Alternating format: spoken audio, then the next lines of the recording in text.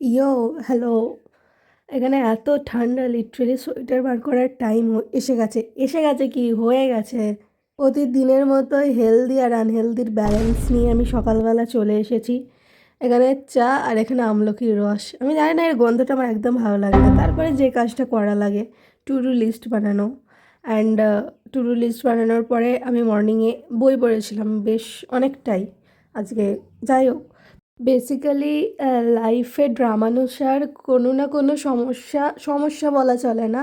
স্ক্রিপ্টে কোনো কিছু আসলে না, সেটা ঠিক হওয়ারই থাকে, কিন্তু কোনো একটা রিজন থাকে ড্রামানুসার যেটা বিশ্বাস করিয়ে দেয় যে এই অ্যাকশানটা নেওয়ার পরেই আমাদের লাইফের সব সমস্যা, সব সমস্যা বলা চলে না, মানে সমস্যাও সেগুলোকে বলা চলে না, যে পরিস্থিতি এসেছিলো সেগুলো থেকে আমরা উপরাম হয়ে গেছি।